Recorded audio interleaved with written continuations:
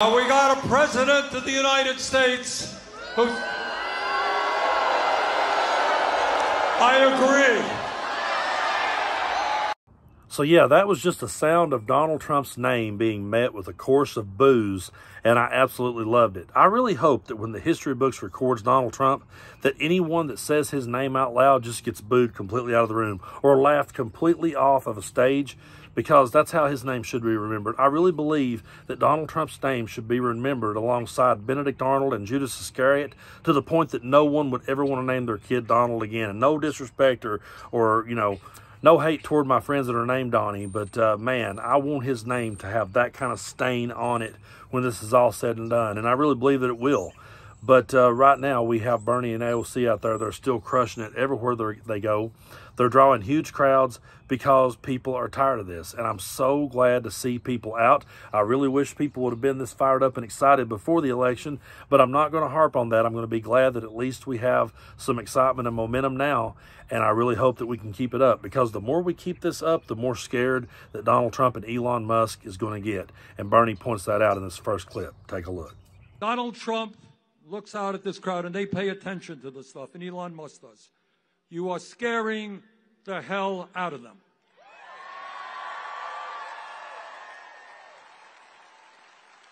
Because they know what you know and what I know, is that they are the 1%, we are the 99%.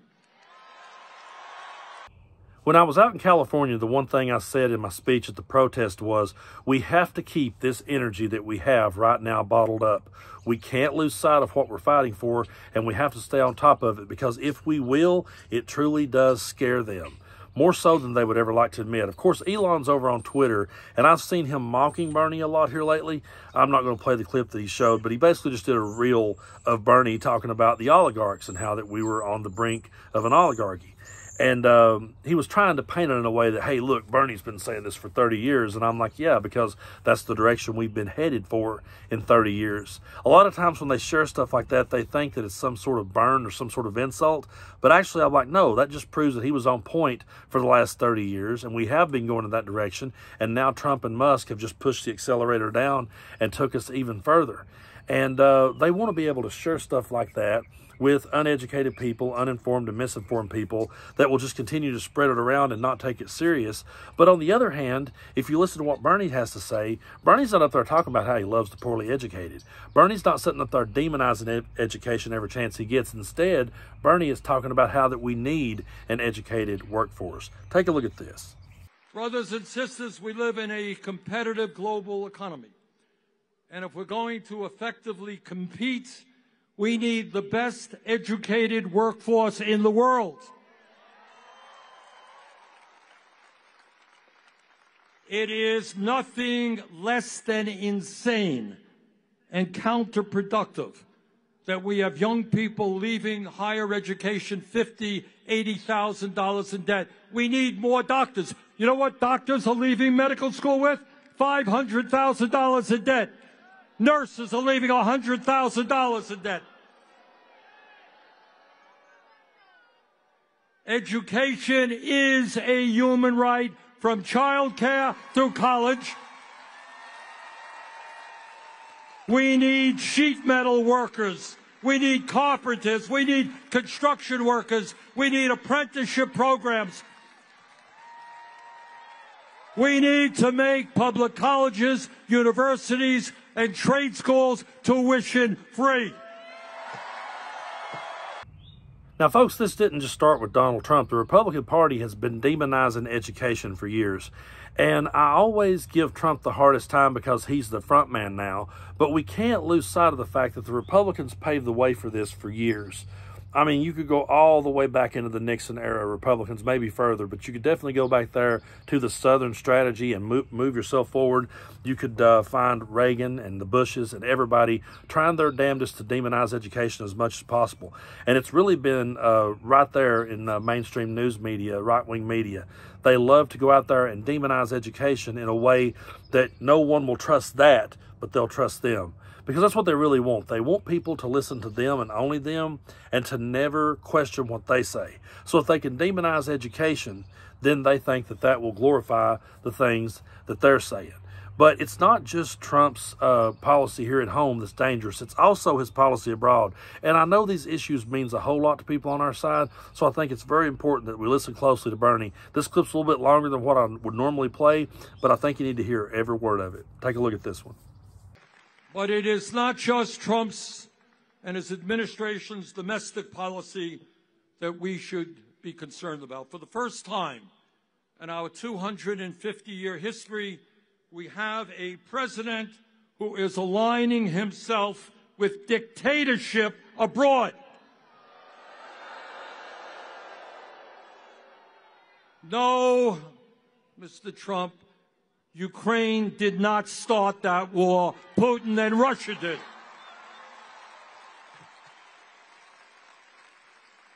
We must lead the world in supporting democracies, not supporting Putin and dictatorship. So let me tell you something else.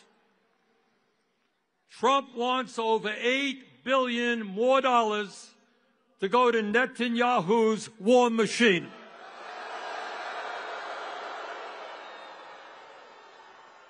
Israel has a right to defend itself against terrorism, but it does not have a right to go to war against the entire Palestinian people.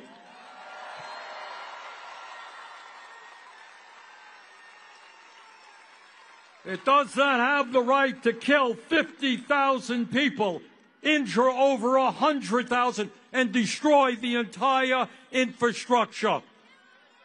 And as bad as that is,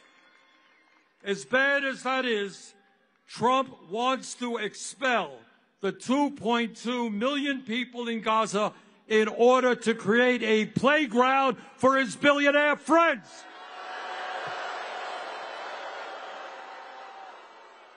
That is beyond insane, and we will never, never let that happen. You know, folks, it's not just that Donald Trump's policies are dangerous here at home, they're dangerous abroad too. Because Donald Trump has no understanding of how anything works. Everything to him is a business deal. Everything to him is a way to make his rich friends richer. So when he looks at a situation like Gaza, it's how can I make money off that? And you never want someone to be in charge who that's what drives them. If money is what's driving them, you're never going to get the answers that you want. And money is clearly what is driving Donald Trump. And he has been a criminal his entire career. And I'm so glad in this next clip I'm going to play you of AOC that she brings this and says it out loud. And I love when she starts saying it out loud, how the crowd starts cheering. Because, folks, we can never let people forget who Donald Trump truly is. Take a look at this one. How this play out this week with Trump's corrupt and disastrous tariff scheme.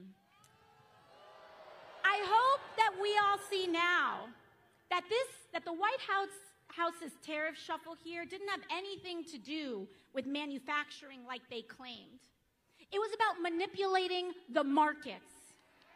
It was about hurting retirees and everyday people in the sell-off so Trump could quietly enrich his friends who he nudged to buy the dip before reversing it all in the morning. Donald Trump is a criminal. A criminal found guilty of 34 felony counts of fraud. Of course, he is lying and manipulating the stock market too. He is at his best making himself, the billionaires who back him, and the members of Congress who trade with him rich. Not you, not me, not the people. And to be clear, I don't care what party you are, Democrat or Republican. I don't care what position one holds.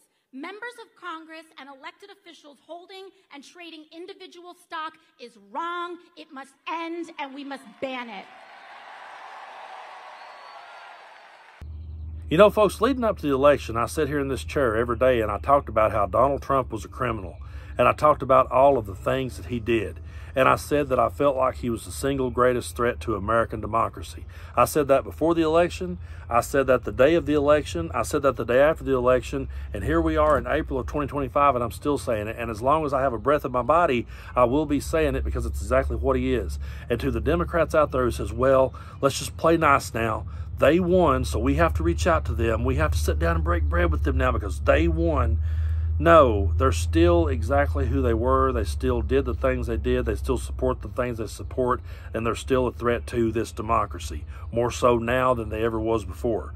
And when you back down off of that and start trying to, put it all back in place and go, oh, I didn't really mean that, all you end up doing then is come off and looking like a schmuck to people. No one takes you serious. So to the people on our side who says, well, maybe I need to backtrack now and reach out and tone it down, no. Now's not the time whatsoever to tone it down. Now's the time to point it out more than ever, and I'm glad AOC did. And if you'll notice, when she did, the crowd really started to cheer. And Donald Trump will see all of that. He will see it, and trust me, it's making him nervous. And I don't put a whole lot of stock into polls, but I do want to share this poll with you here. I found this information here, and I wanted to share this with you because, trust me, Donald Trump looks at polls. He looks at them very strongly. Hell, he's tried to sue people because they put out a poll that didn't go his way. So this one comes from YouGov. And on the handling of the economy in March of this year, 51% approved of Donald Trump's handling of the economy. Now, only 44% approved. Dropped 7 points just since March 1st. Then you have on his handling of inflation, March 2nd, excuse me. So March 2nd, his handling of inflation, 46% agreed with it, said he was doing a good job. Now only 40% thinks he's doing a good job. And who's the most responsible for the state of the U.S. economy? 54% of Americans says that it's Trump's policies, while only 21% said it was Biden's, and 20% says it's a combination of the two. But Donald Trump is tanking. His popularity is tanking, and he's tanking us as he tanks. And we're going to be in for the long haul, folks. This isn't going to be easy. And you're not going to find all of the answers in Bernie Sanders or AOC. You're not going to find all of the answers in the Democratic politicians that are out there. But I highly encourage you to listen to them and hear out what they have to say. And understand this, you may not agree with them on every single issue. I'm going to keep driving this point home. You may not agree with them on every single issue. They may say something that highly offends you, and that's okay because we're not in a cult. So you're allowed to have those feelings. But when it's all said and done, ask yourself, who would have the better idea? Would a Bernie, an AOC, a Tim Walz, an Andy Beshear, hell, I'll even throw Gavin Newsom in there, even though I'm kind of irritated at him at this moment. Any of those people, throw them in there and ask yourself, would Donald Trump's ideas be better? Would his solutions be better? You know deep down they wouldn't be. So we have to get out there. We have to keep bringing the message out. Hopefully they're not coming for me. We have to keep getting out there. We have to keep putting the message out, and we have to let everyone know exactly where we stand on these issues. And whoever winds up coming ahead in 2028, folks, we don't just get behind that politician because we're wanting to cheer them on or because we're wanting to see them win. We get behind them because we want to win. And we hold them accountable every step of the way too. That's the difference between the two sides. So I hope that everyone stays focused because we're going to have a rough road ahead. They're going to continue to try to flood the zone. They're going to continue to try to pump as much misinformation out there as they can to get everyone distracted. We can't be distracted. We have to stay focused on the issues at hand, always explain to people why we believe the things we believe, and become so big and so loud that they have no choice but to hear what we have to say. And I really believe that we can get there. It's just going to take a whole lot of work. But again, I want to thank y'all so much for supporting what I do here on the channel. We've crossed over 700,000 subscribers, and we're headed toward 1 million. And I really believe we can get there by the end of the year. We may get there sooner than that if we keep up this pace. So I truly appreciate all of you for your support. If you haven't hit that button already, go ahead and hit it. It doesn't cost anything to do so. If you ever do want to contribute a few bucks, we do have members only here on YouTube, and we have Patreon, which the link is in the description of this video. So let's just keep putting in the work. Let's keep moving this conversation forward and let people know. And also, I'll close by saying this. When Donald Trump is losing, point it out, okay? Point it out. And when Democrats are doing good and they're saying something good, point it out. Don't sit and try to pick it apart and dissect it and find a way to demonize or try to find the one little part you pick out and amplify that. No. push the message out there, because when we start picking up steam, we're going to have as much as we can to get over the finish line. And you're never going to get over the finish line if you're always sitting back being an apologist about everything that you say. You got to go for it. You got to put the message out there, and you got to amplify it, let it be heard, and get over that finish line and save this democracy.